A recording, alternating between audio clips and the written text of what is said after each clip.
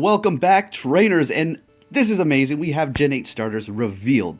So I'm quite excited for these. I'm going to tell you my thoughts on what I think of them just briefly here. So we have Scorbunny coming in hot, fire type. Can't wait to see what its dual typing is going to be when it evolves. So that is going to be very interesting, leaving the grass scorched there, and it's going to be put out by the timid Sobble water type Pokemon. There he is, squirming out of the fountain there. So it is going to be a lizard type looking Pokemon salamander deal. And then I love this part. I love this. The grass starter Grookey just smacking the rock. I love that. And then you can see those foot imprints right there. There was some kind of like water splash. I don't know if that was the other one or the Scorbunny, but yeah, so quite amazing, guys. I'm really excited. Trader looked amazing through and through, so this is hype right here. Alrighty, trainers, so let's go ahead and take a look at this Dragonite duo going up against it with Scarlet Witch. This is going to be our first try, one and done, and that's it. That's all it took, because we had the correct Pokemon ready to go. So I started it off personally with the Mamoswine here. I did a bunch of power-ups yesterday, guys. I didn't record them. I should have.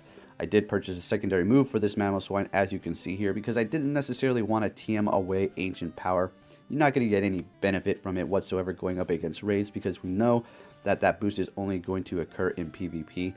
But seeing that it is somewhat of a legacy move now, I didn't really want it wasted away. So I just purchased a secondary move, grinded fairly hard yesterday, looking for the Pidgey and Rattata shiny form. Nothing.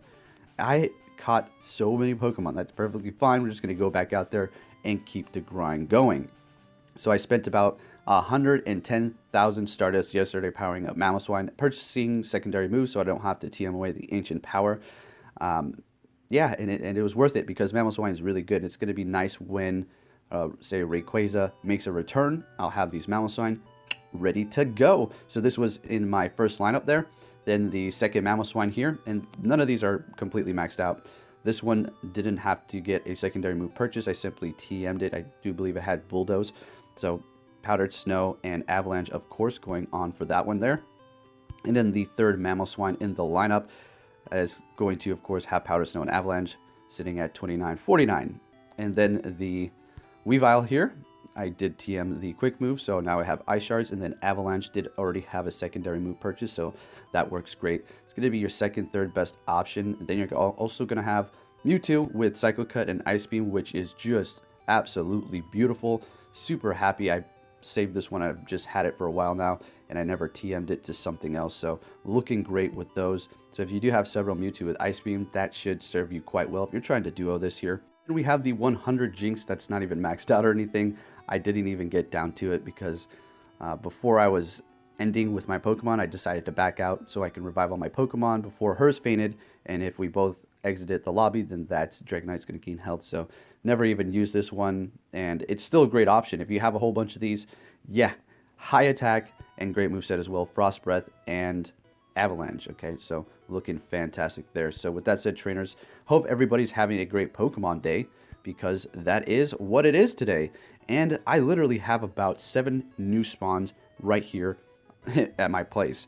They're not here right now because I've already caught them all, but it's pretty intense. I can literally leave my Go Plus on and just sit on the couch and just push it as it's vibrating and new spawns are coming, and it just continuously catching them. So Pokemon Day is shaping up to be quite fantastic with the announcement of Gen 8, and if you haven't seen that, the trailer looks great. The trainers look mature. They don't look like children, and everything seems more realistic, and I really enjoy that style. It's looking super nice. Whole new region and everything. The starters have a great vibe to them. Now, which starter is my favorite?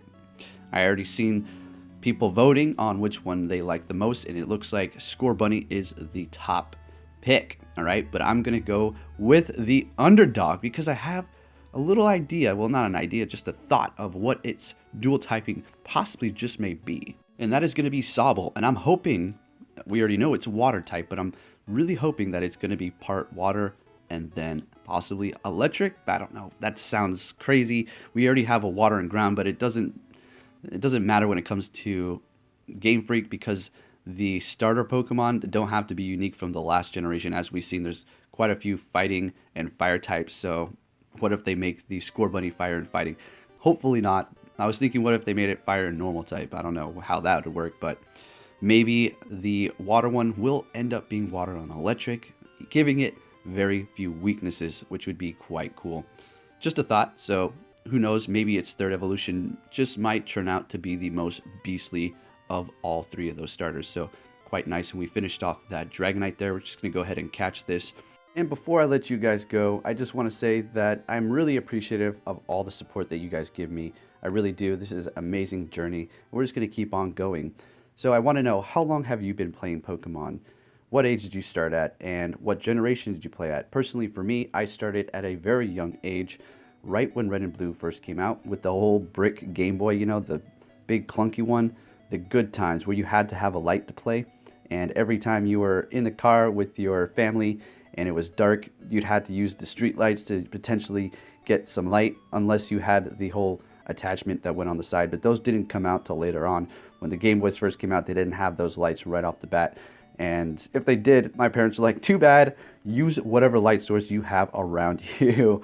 So yeah, good times. I mean, Pokemon has been such a big part of my life, literally. And I started off with the Game Boy, Red and Blue, playing, went to tournaments, had a great time. And then the cards, was really big into the card game. Collected every single one, multiple of them, had first edition Charizard, Blastoise, Venusaur, the whole shebang, and then I sold them a long time ago. I sold my whole first edition set back in the day for $150. These are mint condition, and they weren't scratched or anything like that. I had the thick cases of the plastic, even the Charizard first edition, a couple of them, and the ones that actually took screws, you know, 4 screws to keep it safe within that plastic. The whole deal. I mean, I was really into it, and I knew how to protect my cards and take care of them well, and I sold them. Pretty foolish. If I had those still right now, holy cow. Oh my goodness. They'd have to be in good condition nonetheless, but pretty sure I would be able to manage that. But yeah, guys, it's been an amazing journey. It's always been there for me. I've always had Pokemon in my pocket, basically, playing the Game Boy. Doesn't matter what age. There was a period in my life, probably, I would say, I don't know, 8th and then 9th grade, I kind of slowed down because it was just that time where if you were caught playing Pokemon, yeah, you know, but it's not even true really, because I was in 8th grade and I would be going to school with my Pokemon cards. People would be like, oh, you play Pokemon cards? Like, yeah, I play Pokemon cards. What's the big deal? Is that all right with you? Shoot. But then when high school came around, I kind of just didn't show it or anything like that. But yeah, I went to a military school and finished high school early, as a matter of fact, graduated at 16 and got right back into it. And not as hard as I was before. I moved to Arizona after I graduated from military school here to finish high school early, and came back to Alaska about 2 years later.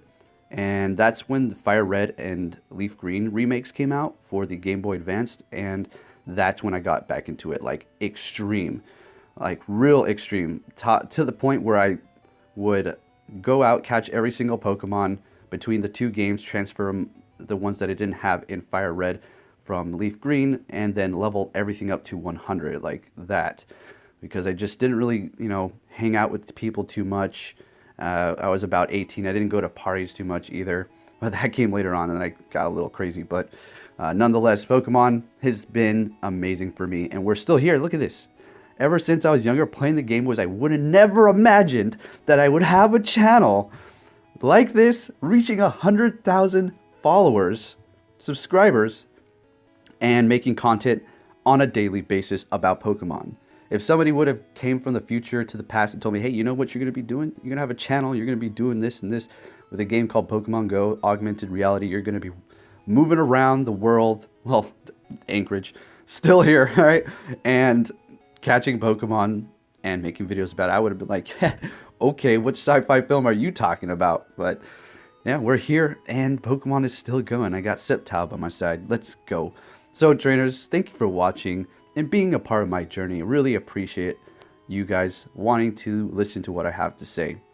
And I'm going to continue to try to bring you the best content. And I know, guys, that my editing and the flashiness is not here. That's not what this channel is about. It's just about the information and just making a connection with you guys and telling you how to get through the game, and my thoughts on things, right?